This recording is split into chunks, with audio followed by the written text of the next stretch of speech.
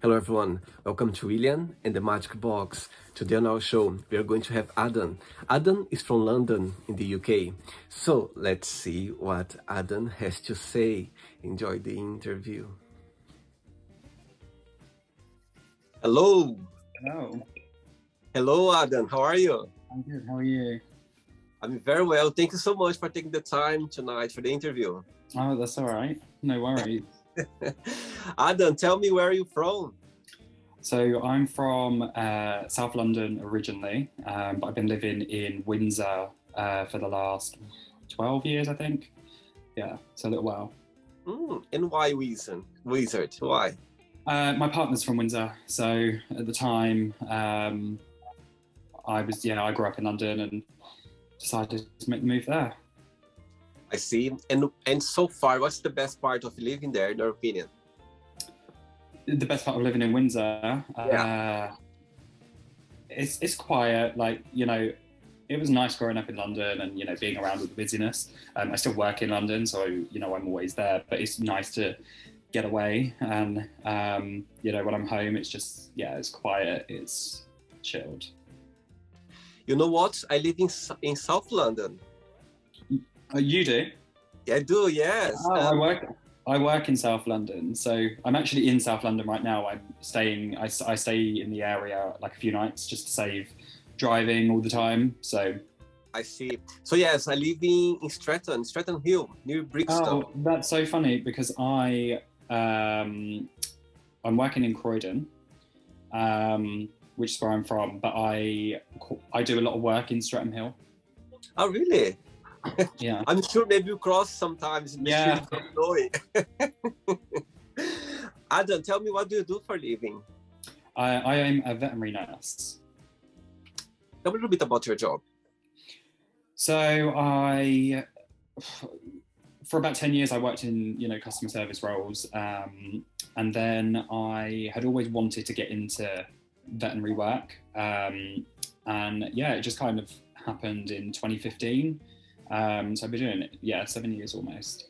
I've gone from working in big animal hospitals to smaller branches. And at the moment, I'm the head nurse in Croydon. Amazing, wow. Okay, Adam, so before we start our journey, William the Magic Box, I was checking a little bit your profile and I could see that you are Mr. Gay England 2021 finalist. Yeah. My God, tell me a little bit about this journey. So it was originally, meant to be 2020, but obviously the pandemic delayed everything. So we were finalists for a long time. The final actually happened in August last year, finally, after loads of delays. So it was, it's essentially, people think of it as a beauty pageant. And yes, there is that aspect to it, but the way it had been rebranded from, the older days of, those beauty pageants in nightclubs, just being crowned, you had to have a lot more substance to you. So they wanted you to have that intellect, there was a part of it was an exam on LGBT history, for example. There was charity fundraising involved. And then there was the beauty pageant side of things. So the final involved catwalks, like national costumes and formal wear and swimwear. It was a really good experience. I met some really cool guys in that. There was 11, I think, of us in the final. Mm-hmm. It was crazy. But amazing experience. I'd do it again. I'd recommend it to anyone. And how did you get into it, the competition? So I've done quite a lot of modelling over the years. I've been doing that on and off since I was about 18.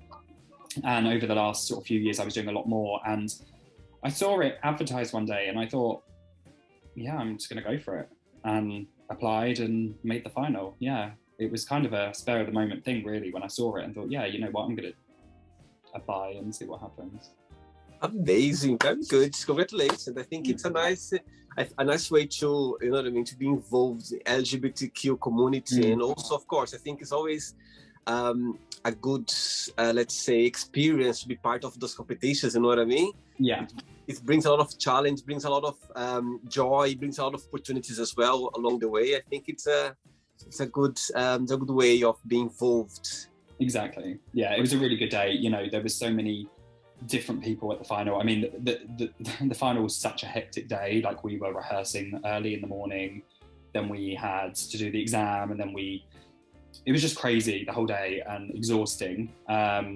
So it's a little bit of a blur, but yeah, I mean, it was amazing. Like, there was, you know, families there with two mums or two dads, and kids, you know, no judgment, waving the pride flag. Yeah, it was great. I was looking a little bit of your pictures, like, oh my, I could see the joy just through the pictures. Yeah. Joy, how much you know, you guys were enjoying it, being part of it. As again, it's always bring a lot of great memories. You know, it's always going to be there. Mm-hmm. Sure. Yeah, amazing. Adam, are you ready to go on a beautiful journey through your memories in life and to share your point of views? Okay. Welcome to William and the Magic Box.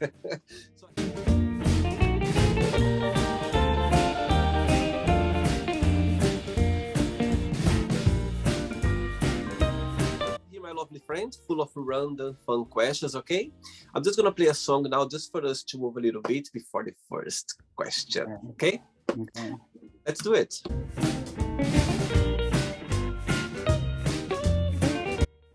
Okay, Adam, so just before we start the game, through the journey, if there is a question that you don't want to talk about for some reason, you don't want to answer, I always can change. Okay. First question for you is, when have you been the most happy? Most happy. Oh God, that's a really tough one. There's been so many different things, I guess. The most happy I think I am all the time is, you know, when I'm at home with my partner, with my dogs, you know, just, yeah, in having me time. I see. And did you always have this mindset of being happy, being positive? Yeah, I'm always really positive. Like, I'm not, you know, I always try and, you know, see the best out of like a bad situation. If, you know, something was to come up, like, I've had a lot of stuff in my life that's been really bad. So I think it takes a lot now for me, because of those experiences, to be anywhere kind of near that level of unhappiness. So I think, yeah, most of the time I'm just happy, and yeah. Good, very good. Next question, let's do it. Okay, before the next question, as you mentioned before, that you grew up in London. You know, London, it's one of the most well-known cities around the world. I think people, you know, I've been here for, let's say, 17 years now. And of course, being a foreign, I know how much people love London, how much people, you know, talk about London worldwide.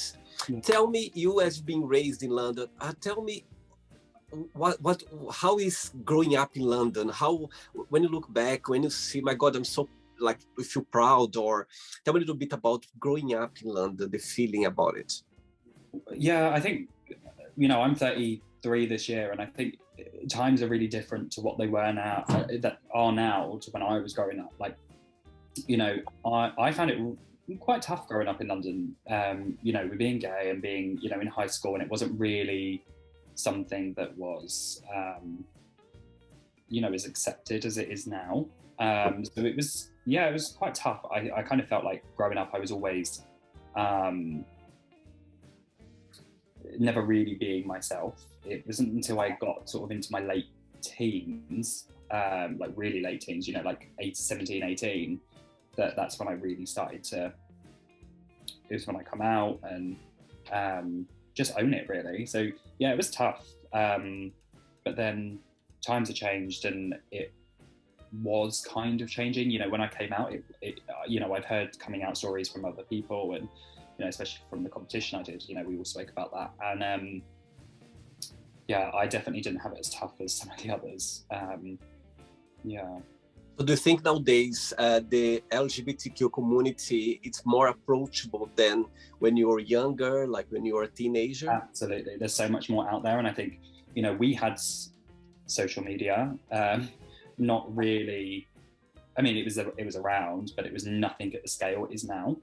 And I think that helps a lot of this generation, you know, who might be, there's just so much information resources out there for them now, whereas I don't feel like we had that. See, and being gay, did you always have the support of your family? Yeah, I was really lucky. They were really supportive. I had no problems. You know, I come out and yeah, that was it. It was no problem.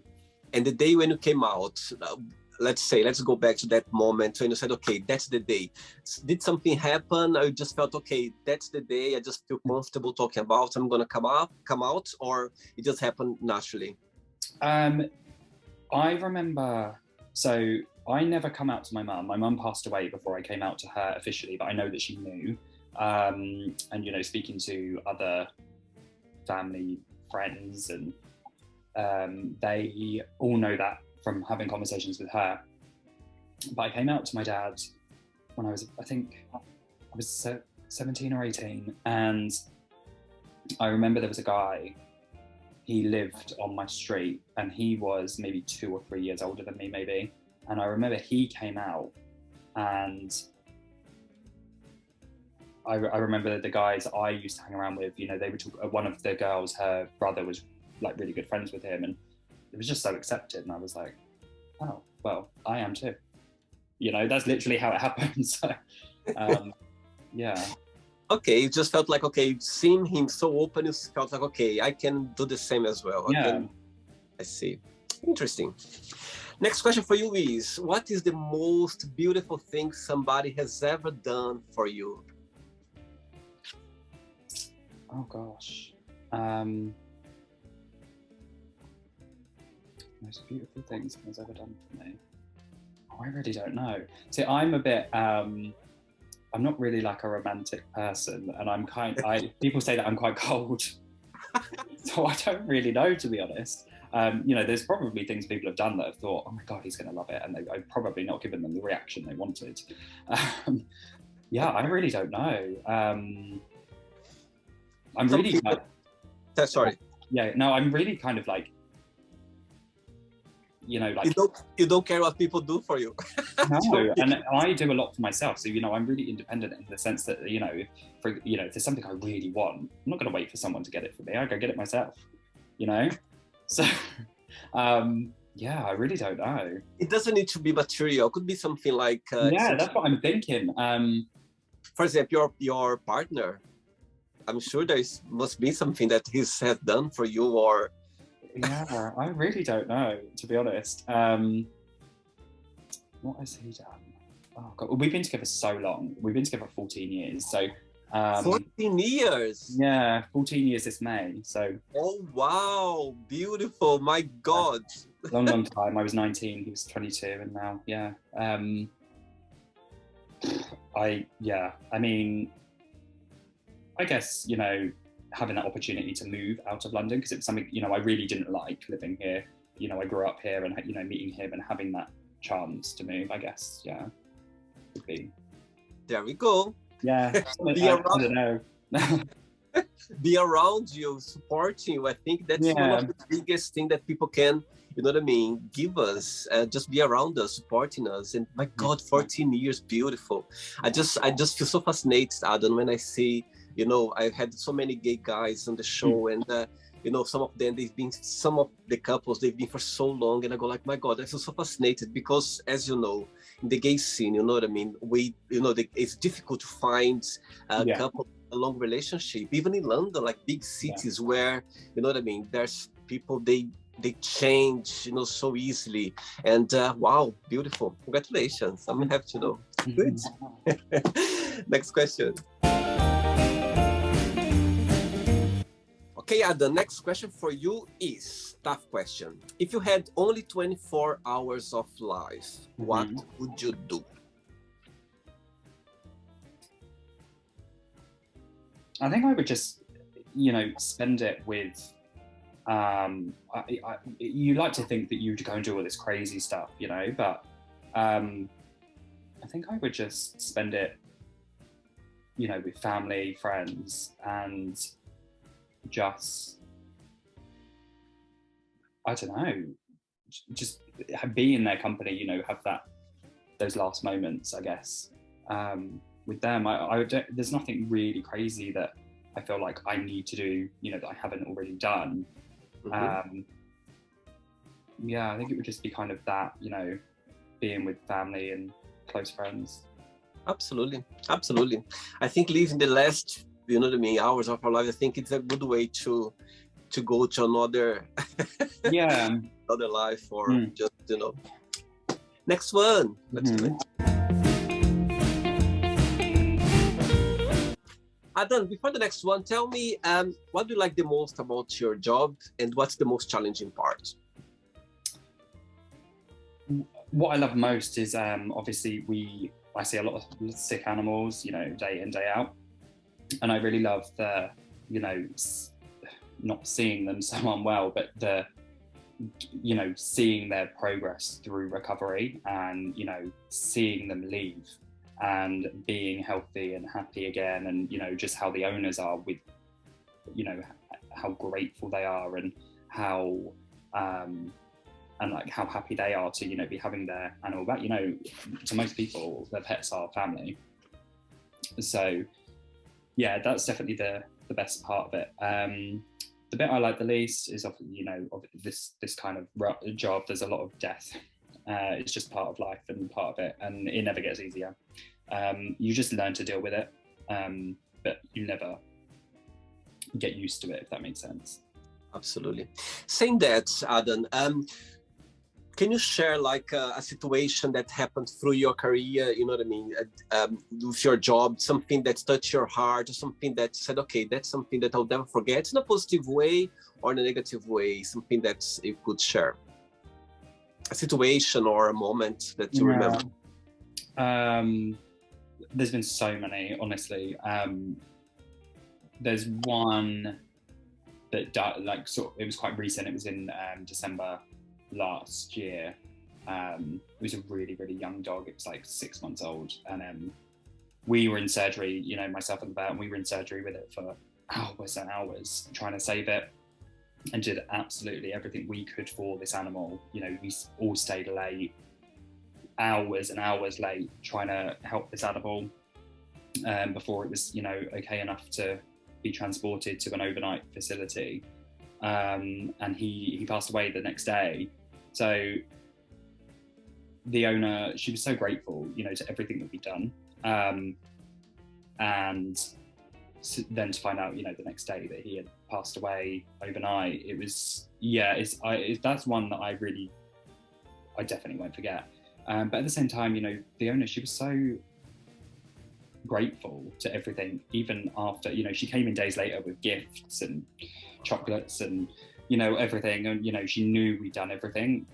Whereas, there are people out there, that even though you do everything and, it's not the outcome they wanted, they feel like you could have done more. So for that, like, recognition from her, really nice. And definitely. I got goosebumps now. You're talking about that. My goodness, through my body. Ooh. I think that when people, they express themselves with kindness, and the way she did as well was so, like, one of the saddest day of her life, she found a way to be grateful. I think that's wow, powerful. Thanks, Sherry. Okay. Next question is talking about relationship. What do you think people need to know about each other before they start a relationship? Good one. Yeah, that is a good one. What do you need to know about each other before a relationship?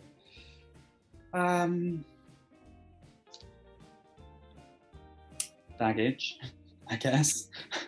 What baggage are they coming with? I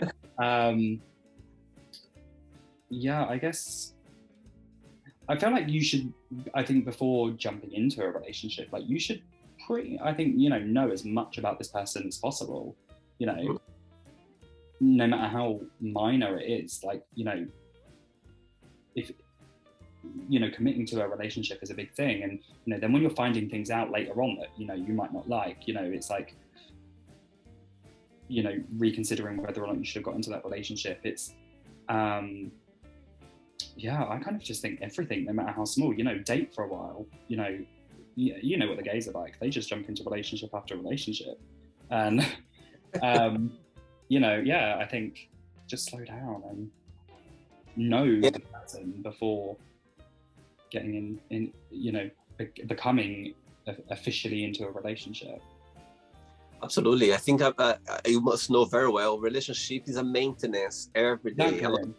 A lot of challenge, a lot of beautiful moments, a lot of downs as well, but you need to adjust yourself, to manage yourself. When you love someone, it's kind of every day something to learn, something to share, something to face it. Yeah, that's relationship. Saying that, what's the biggest similarity between you and your partner, and what's the biggest difference between you both? Biggest similarity, I think, is like sense of humor. Like, we both find the same things funny, like stupid things, and we're just stupid together. And I think the biggest difference, I think I like, obviously I do modeling and all this kind of stuff, and I love the attention, and and he doesn't. He's just not, he's very, very different.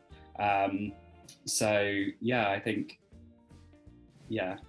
just I love a bit of attention, He's more behind. He's more behind. Exactly. And he supports you, like when you're doing your modeling, he's always there. Yeah, he was at the final for the Mr. Gay competition, and just kind of like throughout the whole process, like it was, there was people that were, like, I keep a lot of my private life very private, and it wasn't until the after party that he was there. He came to the competition and he came to the after party with me, and it wasn't until then that they found out that I'd been in a relationship for 14 years. Like, I just kept it, I didn't need to be, there was, I just didn't feel I needed it to be known. See, very good.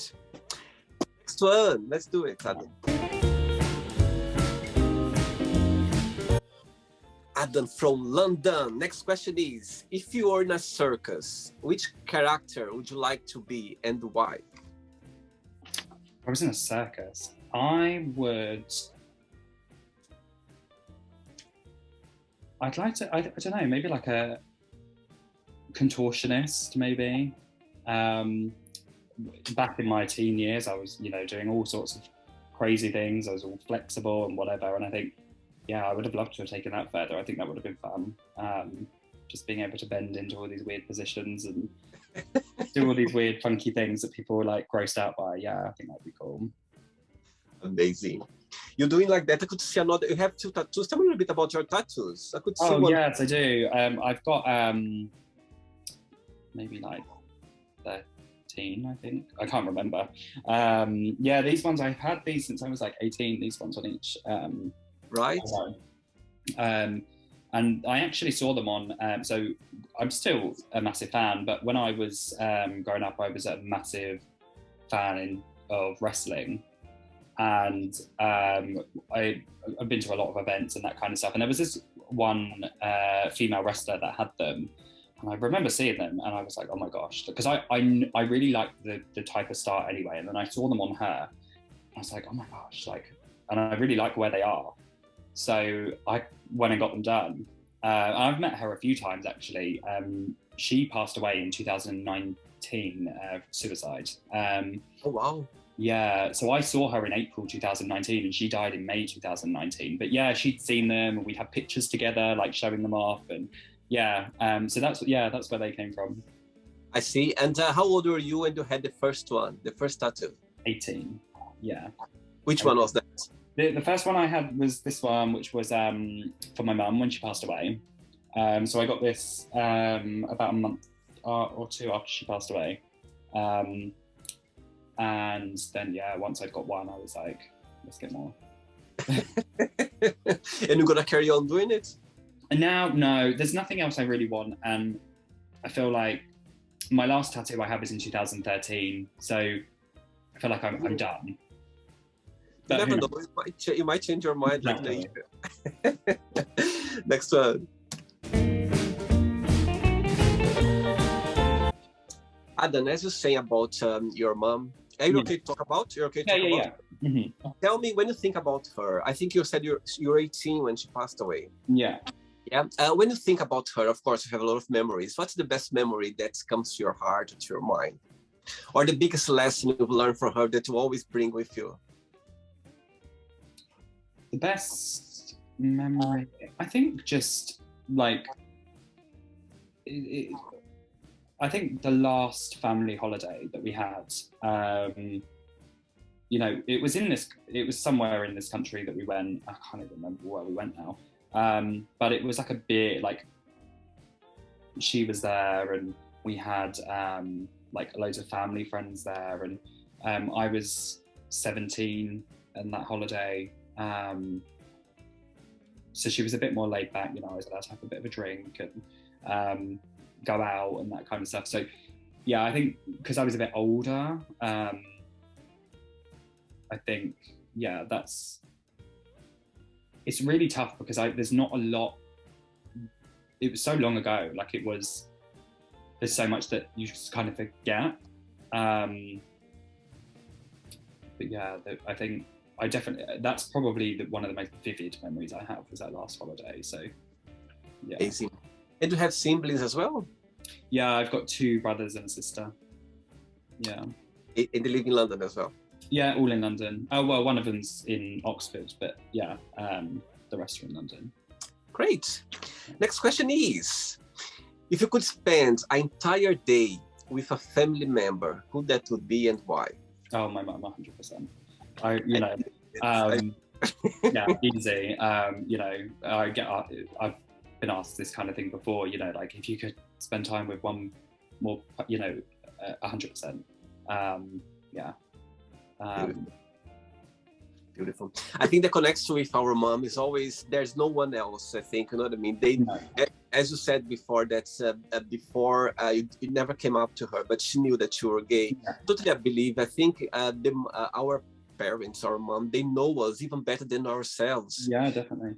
Sometimes they don't, regarding being gay, sometimes depending, you know what I mean, the way they believe or they understand, but they know very well their child, you know what I mean? Definitely. They know it's there. Sometimes they give her space, or they just let us be ourselves and come up whatever we are ready. Or sometimes, you know, but they are there and they can, you know what I mean? They know their child better than anybody else. So absolutely.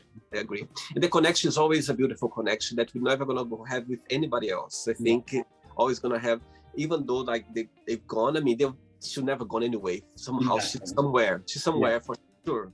So I think that's the beautiful connection that we have with our mom. I think even being gay guys, we have a lot of connection. Even more, yeah. Yeah, we have this thing about our relationship with our mom is even more strong. You know what I mean, the connection. Mm-hmm. Ready for another one? Yeah. Let's do it. For you, what would be your ideal day? Ideal day? Yeah. Ideal day would be on a beach, followed by a spa, just chilling, nice hot country, you know, no phone, no nothing, no, just being present with whoever I was with, you know, in that moment, and just enjoying life, you know, without the social media, without everything. Just, yeah, I love a spa, I love a beach. It would just be, but even still, you know, I say every time I'm on a beach or whatever, I'm like, no phone, but I do, you know, it's just natural now. So I'd love to, you know, something like just cut off from the world. Are you more of a day or a night person? Kind of a mix of both. Like I'm really not a morning person. Like I cannot get up in the morning. It's just awful. But then I love an early night. So Interesting. yeah, I love an early night. Like I could quite happily, you know, I couldn't even tell you the last time I went to a nightclub. Like, you know, but then at the same time, if I've planned for a night out, then I'm a night person. But yeah, I'm definitely, I'd probably say I'm more of a night person than a day person, because I really hate getting up, and yeah, I just definitely am a person, I think. What would be the right time for you to wake up? Like 2 p.m. 2 p.m. Oh, that would be amazing. I could never sleep in that late. I mean, I used to when I was a teenager, but now, you know, I think the latest I'd ever get up is like 10 a.m. on a day off, and that's just early still. Wow. Next one, let's do it. Adam, as you say about the Mr. Gay competition, Yeah. When you look back, you know, through the process, tell me a funny story, something that you said, okay, oh my God, it's something that I'll never forget that happened during the process. And also, when you look back, you go like, oh my God, I'm so grateful because of this, you know what I mean, competition that I went through, because I've learned that, or I'll take that from my life. There was something? Yeah, so this one's easy. I know what one of the best things I took away from it was, and that was, so I was traveling with one of the guys. We were travel buddies and shared hotels and that kind of thing. And we become really close, and and then there was another guy in the competition, and we became like a trio. And you know, we would have our secret conversations, and we've got our, you know, WhatsApp group that we, you know, was just between us, and it was excluded from everywhere else. And we were, us three are very close. We're actually going on holiday together in May. So we met as part of that process, and I think, yeah, we're going to be close friends for a long time. Yeah. Oh, that's sweet. And they're from London as well? Yeah, one of them is, he's Italian, he lives in London now. And the other one is from Essex. I see. Next question is, what is the scariest thing that ever happened to you? Probably when I was in hospital. It wasn't long after my mum, actually. It was maybe like 5 months after she passed away, but I was in hospital. My dad was obviously having to work like all of the time to, you know, support myself and my brothers and the house.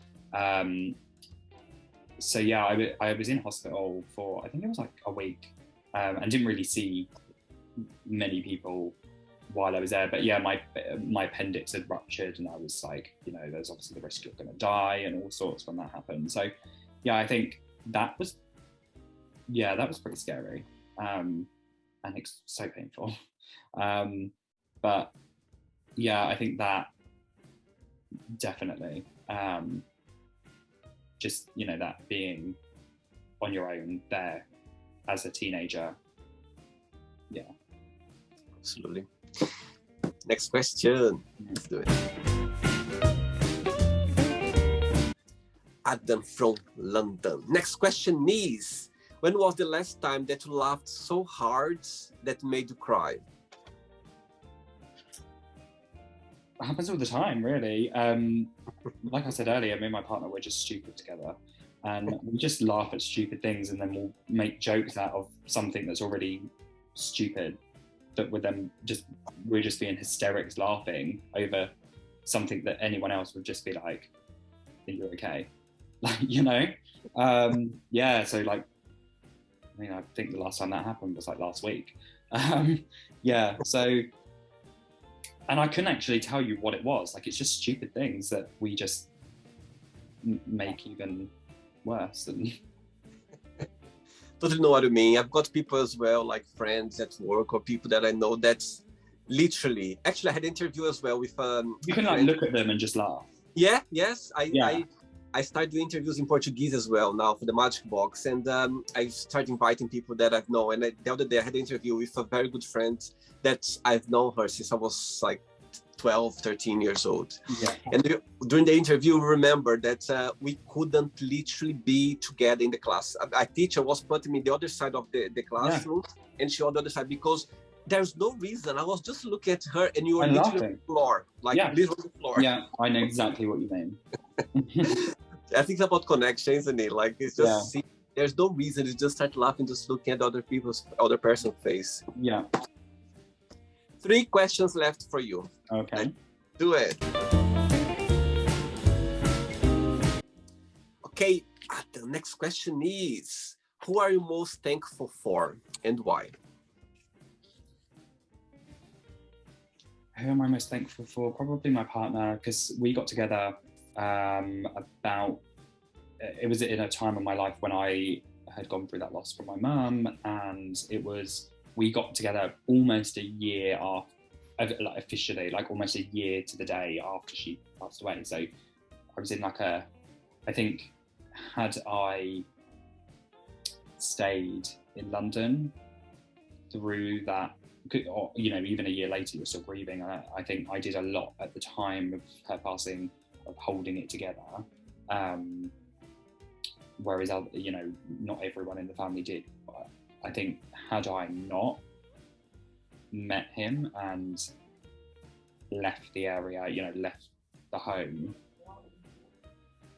I could have gone down a different path, I think. And I think I probably would have, just because of what was around me and the people I was around at the time. I wasn't hanging around, you know, with the right people, and I think I definitely would have gone down a different destructive path.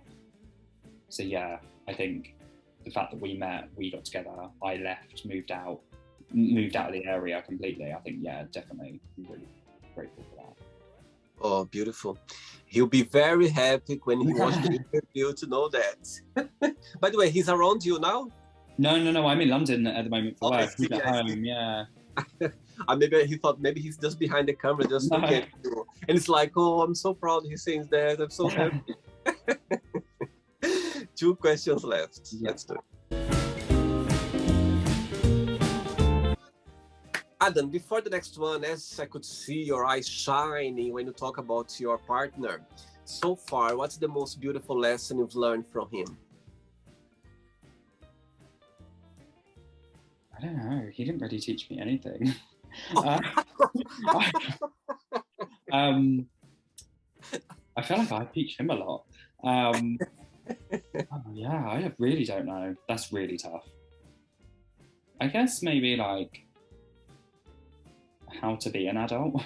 You know, he was older than me, only by a few years, but he was already, you know, his career, he was working in like management positions. You know, I was just flitting between jobs and whatever. I mean, he was kind of that person that,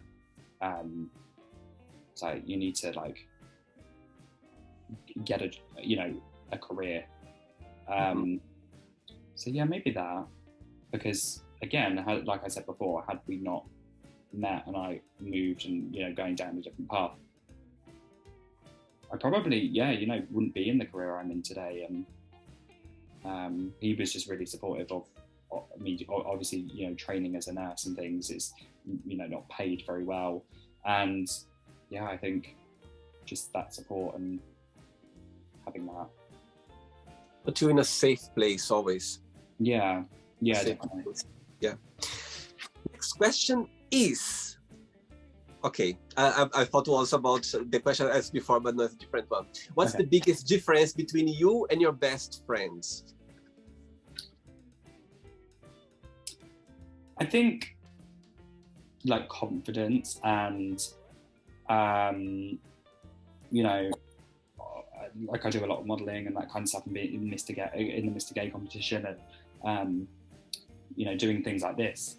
And they like the idea of it, and I think they would like to do things like that. But I think I've tried to help them with things like, you know, how, and guide them into how to get into these kind of things. But they never have. So I think confidence, definitely a big one. Like when I was growing up, thinking about with my best friend that I grew up with, we were very different. And he was very loud and outgoing and over the top, and I was that quieter one. And then as we've got older, I've kind of just exploded and gone crazy. And he's kind of, he's in a long-term relationship, and he's just very quiet now, and has asked about things like modelling and whatever, and I'm like, yeah, you should do it, and it's never really happened. I think maybe it's a confidence thing. I'm definitely more confident. I just say things how it is. I'm not gonna beat around the bush and try and sugarcoat things to make someone feel better. Like if I need to say something, I'll say it how it is. So whereas they would probably be a bit nicer about it, and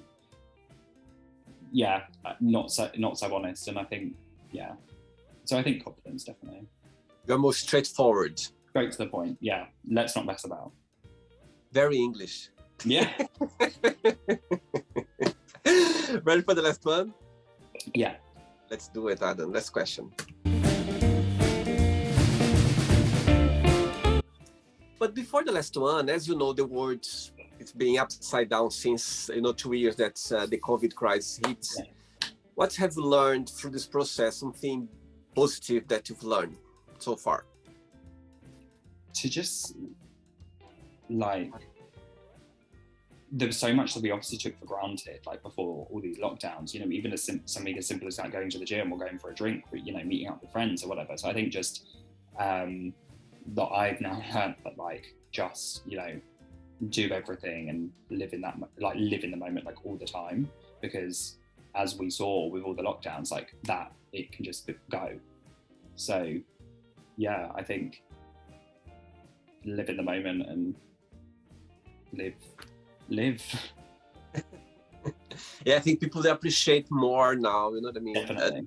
Totally. I can see people when they talk about doing things, I can see how they the joy, because before we just, you know what I mean, just go and do normal, it. Every day, take it or leave it. Yeah, nowadays people, they take more serious. If they go out, they really make that, okay, I'm gonna meet my friend, I will meet, you know what I mean? They compromise themselves in a better way. Definitely. Last question, ready? Mm-hmm. Let's do it. What hurt your feelings? I said before, so I people say to me that I'm very cold and very I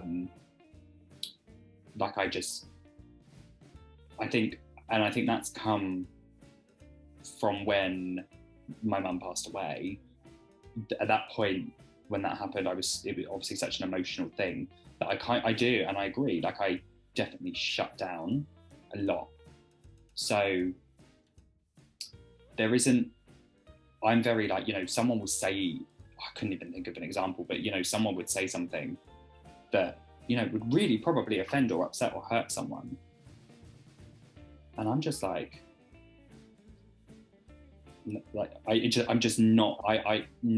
feel like nothing could ever hurt or affect me as much as what I went through then.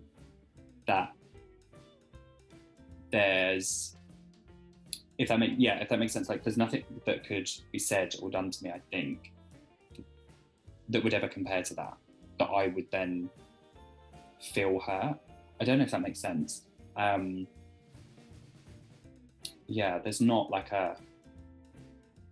I'm very, very, someone says something and I just brush it off. It just doesn't, I'm not easily offended at all. Understand. No, to understand. I think when, as you went through, such a loss, you know what I mean? Yeah. It should give a big impact in your life. And of course, as a teenager, you've learned how to be strong, or to, to have this barrier about feelings. I think it's a reaction of anyone who goes through those, tough moments. Yeah. And it just make you a strong person. You just kind of get, such a big impact that nowadays those, let's say, other stuff for you it doesn't mean a lot. And I mean, even things like, examples that, people, I used to be one of these people. I remember, I'd watched, Titanic and be crying. And, I've watched films with people who, crying their eyes out, and I'm like, okay. Like, it's just a film, you know? So, yeah, whereas, yeah, I just feel like I kind of shut that emotion off. And I'm sure as well, like very deep inside you as well, there is a fragile place as well that you don't show off very much. It doesn't come out very much, you know what I mean? Yeah, I'm sure it's just like people, like for example, your partner, they know, or they, how to, you know what I mean? They know where their place is. Yeah. I understand. It's not the end yet. Let's play now the word association game, okay? I'm going to give away some words, and you just tell one word that comes to your mind. Quick thinking, okay? Oh gosh, okay. Money. So, I hope you are enjoying the interview. Before we do the word association game, don't forget to give a like, don't forget to share this video, and also don't forget to subscribe to our channel. Just click on the button right there. Thank you so much and enjoy the word association game. Money. Holidays. Family. Family. Oh my gosh, I don't even know what word comes to mind. Family. Just spending time. Okay. One word for love. My dogs. Oh. Life. Living in the moment. One word for sex. Sex. Oh, fun. Politics. Boring. Religion. Religion.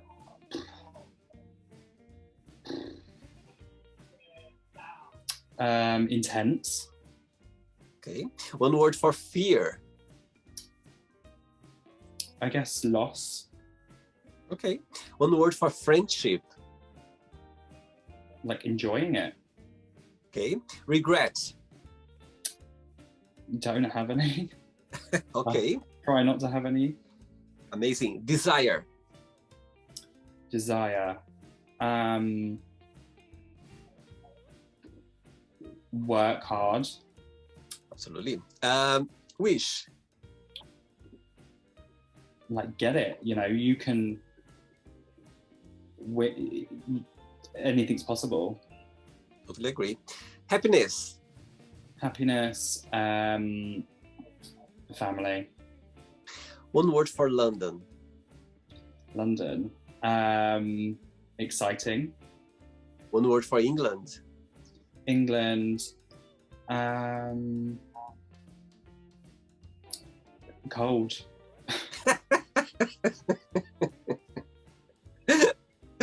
And the last one, our wizard. Windsor, clean. Amazing.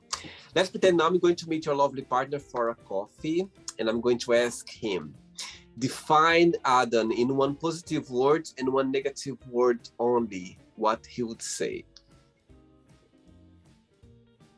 One positive.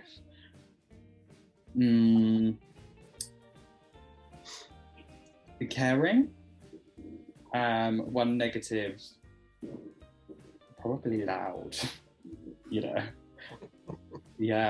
I think so. How loud can you be? Oh, after a few drinks.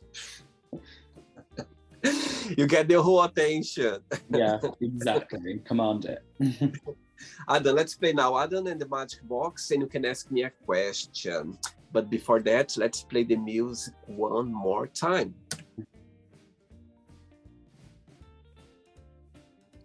Adam, you can ask me a question now. What inspired you to want to connect with all these, different people all around the world and hear their stories? What gave you that inspiration? Amazing. I love the question. Right. So this interaction that I'm doing the magic box, where I ask random questions and I connect with people, listen to their stories in life. I always done that. When I look back as a teenager, even before I start the show, I remember when people asked that, I said, my God, where did it started? And I remember at school, I remember when you were like in our break time, I was like, oh, tell me what is your favorite color? Yeah. And they were saying, I was like, oh, so what's your memory when you were a child? So this kind of interaction, when I look back, I've been always doing that. And I remember going on holidays with friends. I always end up, I have a drink in the end of the night, or as you say about being up to the drinks, and barbecue sometimes. When I look back, like those moments, there all the time, I'll go like, oh, so tell me, who was your favorite teacher, or what was the best part of living in this city? So this kind of interaction. So, of course, I've never done in that big a proportion that I've been doing now around the world. But I think the big inspiration is just being myself. I think, to be honest to you, I'm talking to you now. I forget that, it's recording. I forget that, it's going to, I just realized that the interview, when I edit the interview, when I see the interview, looking at it, but when I'm doing it, I literally forget everything. I'm just feel like talking to someone. I just feel like sharing experience with someone, even though I never met before. But I just feel like, first I'm talking to you now, I just feel like I could talk to you like for another 2 hours, even take a drink or something, just talking. So I think it's a gift. I always had this way of connecting with people, and I had so many situations with people that I met like randomly, and I just had like I had a moment, or we just, what I mean, even in bars or whatever, people go like, my God, I just talking to you now, I feel like I could, carry on, or something that comes naturally. Yeah, there's something there. So I just realized that. So through this interaction, this magic box started in 2020. I went for a run in the park, and I forget I was living in Southeast London. I was living in Broccoli, near. So I was living there, and I don't know if you remember, but at the time you just could leave the house 1 hour per day to do exercise or something like that. So I was going for a run in the park during this hour, and I'll never forget the moments when I was running, and I was like, oh my God, that's what I'm going to do. I'm going to create a project where I can connect with people. It just came naturally, you know what I mean? So it's kind of found myself. So yeah, I went around, but as to your question, the big inspiration is just the fact that it's me, connect with someone that's I never met before. It's just a genuine interaction that I always had. It's something that I've always done. Even friends, when they people who knows me very well, they go like, my God, when I watch the interview, really, I feel like I just can't see like you're by my side talk to somebody else, because it's so normal. It's something very genuine, so natural, genuine and natural. So yeah, the big inspiration is just be myself, I would say, just contact with people. Yeah. Wow. Did you have a good time? Yeah, it was fun. Thanks so much. Thanks for taking the time. Okay. The evening. I know nowadays, we are always busy with our lives. There's always something happening, and I feel so grateful when someone takes the time, to connect with another people, because I think nowadays time is precious. Time is really, people that we are so busy, always have something to do, but when someone takes the time for us, I feel very, very thankful, and I feel very privileged as well. Thank you very much. Thank you. And thank you as well for being so open and sharing about, your memories and what you believe, what what you aim for. And I think that's a good way of being. But before you go, I would like to share a positive message or a positive quote, something that inspires in life. One that's always, this was one that I was actually asked this question during the Mr. Gay competition. We all had to, share like a quote or something we, live by. And, during that, a lot of people went for, these LGBT icons. And mine, I went on the radio and did an interview and was asked about it. And it's definitely one that I've always lived by. And I thought, it's my kind of my thing. And I'm a huge fan of Britney, and that's where it came from. It was people could take everything away from you, but they can never take away your truth. And that for me was one that's like, I had so much loss, and but I never stopped being myself. So for me, that's that's, yeah. You know that she's already participated in the Magic Box? She's been part of the Magic Box already, Britney Spears. no. I wish. Yeah. I love Britney Spears as well. Have been in her tour, in her concert. All of like loads. Yeah. Really? Yeah, loads. The only one I've been was the Onyx Hotel. One of my favorites. Have you seen this one? Yeah, one of my favorites. It is before she went different, the yeah. Yeah, and I've been to all the recent ones as well. So yeah, I never forget. It was in Lisbon. Well, I never forget Toxic. The first one. I was like, oh my god, I remember. And I was in Lisbon. Was Rock in Rio, Lisbon, and she was there. I was like, wow, my god, the energy was just the best. Yeah, yeah, that was so long ago as well. Now it was like 2004, I think. 2004, yeah, 2004. Yeah, I was living in Portugal at the time. Yeah, 2004. Crazy. My god, we love Britney. Adam, thanks so much. Keep in touch, and one day when you pass by, let's organize a coffee or something. You are my neighbor, my god. Yeah, let's organize your party one day. Why not? Let's keep in touch, okay? Thank you so much for the interview. No worries, okay? Thank you. Good night. Bye. Bye. So, did you like the show? Don't forget to give a like, to share it, and also don't forget to subscribe to the channel.